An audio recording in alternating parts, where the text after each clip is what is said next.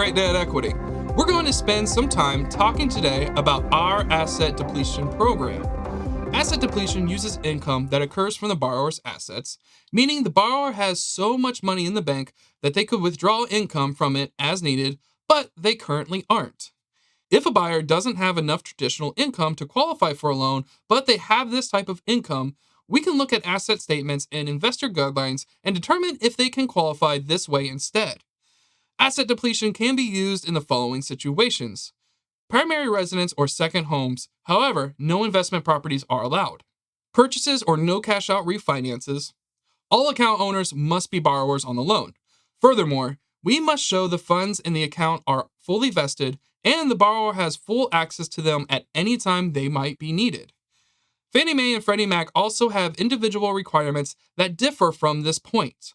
For Fannie Mae, we must also look at the following items. The assets must be employment related.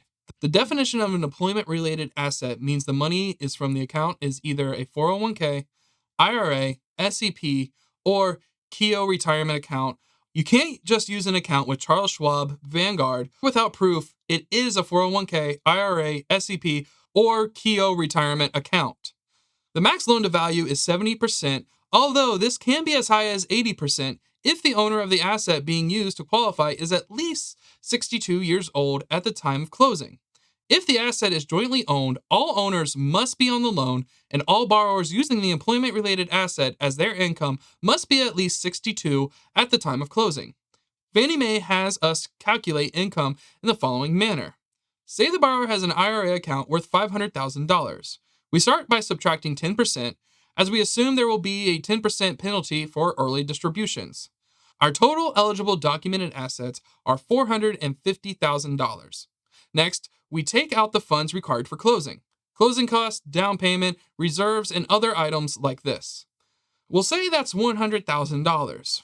This leaves the borrower with $350,000. For Fannie, we divide that by the loan term in months.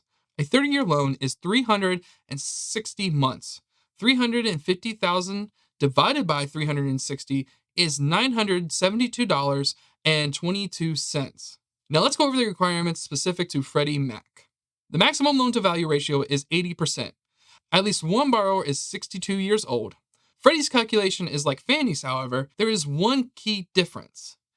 With Freddie, we always divide by 240 months, no matter how long the loan term is. The retirement asset does not have to be employment related.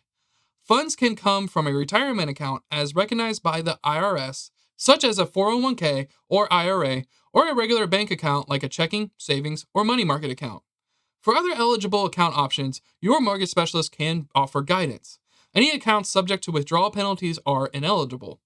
When it comes to knowing which investors your loan will be going with, our knowledgeable underwriting team will look at all aspects of your loan profile.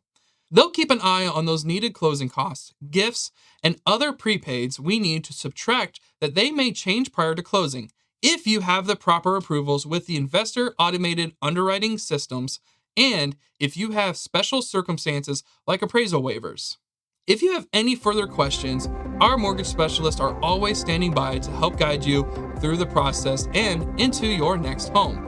Thank you for joining us. Don't forget to like this video, subscribe to our channel, and turn on our post notifications to never miss a new video.